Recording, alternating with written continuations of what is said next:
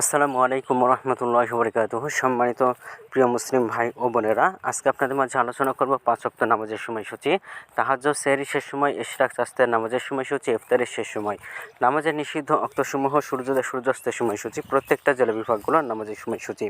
তো আজকে বুধবার 1 এপ্রিল 2026 ইংরেজি, 18 চৈত্র 1432 বাংলা, 12 শাওয়াল 1447 হিজরি।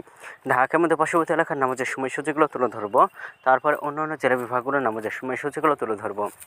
তো যেখানে ভিডিও দেখছেন অবশ্যই কমেন্টের মাধ্যমে জানাবেন। আজকে ঢাকার মধ্যে পার্শ্ববর্তী এলাকার ফজরের নামাজ রক্ত শুরু হবে 4:36 শেষ হবে 5:50। জোহরের নামাজ রক্ত শুরু হবে 12:06 শেষ হবে 4:28।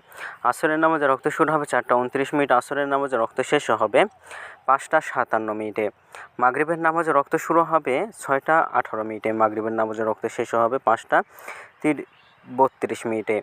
এশার নামাজে রক্ত শুরু হবে 7:33, এশার নামাজে রক্ত শেষ হবে ভোর 4:29। আজকে ঢাকার মধ্যে পার্শ্ববর্তী এলাকার সেহরির শেষ সময় হলো 4:30, ইফতারের সময় সন্ধ্যা 6:18।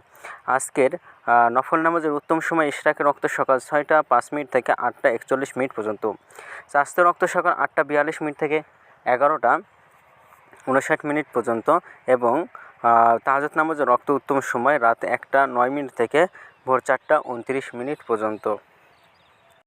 আজকের নামাজে নিষিদ্ধ অক্ত হলো 3টার সময়, সকালে 5:51 থেকে 6:04 পর্যন্ত, দুপুরে 12টা থেকে 12:05 পর্যন্ত এবং সন্ধ্যায় 5:58 থেকে 6:18 পর্যন্ত। এই ছিল ঢাকার মতো পার্শ্ববর্তী এলাকার নামাজের সময়সূচি। এখন আলোচনা করব বিভাগীয় শহরের জন্য উল্লিখিত সময়ের সঙ্গে যেসব বিভাগের সময় আপনারা যোগ বিয়োগ করবেন, তা হলো এই, অর্থাৎ বিয়োগ করবেন চট্টগ্রাম 5 মিনিট এবং সিলেটে 6 মিনিট কম করবেন। ঢাকার মতো পার্শ্ববর্তী এলাকার নামাজের সময়সূচি থেকে চট্টগ্রাম 5 মিনিট এবং সিলেটে 6 মিনিট কম করবেন। যোগ করবেন খুলনাতে 3 মিনিট, রাজশাহীতে 7 minute, Rangpur 8 minute, Barishal 1 minute বেশি করবেন। ঢাকার মতো পার্শ্ববর্তী এলাকার যে নামাজের সময়সূচিটা রয়েছে সেখান থেকে কয়েকটা বিভাগে বেশি করবেন। তো আজকের ভিডিওটি পর্যন্ত ছিল, আর এই সূত্রগুলো নিয়েছি ইসলামিক ফাউন্ডেশন থেকে। ভিডিওটি ভালো লাগলে অবশ্যই চ্যানেলটি সাবস্ক্রাইব করে পাশে থাকবেন। ধন্যবাদ সকলকে।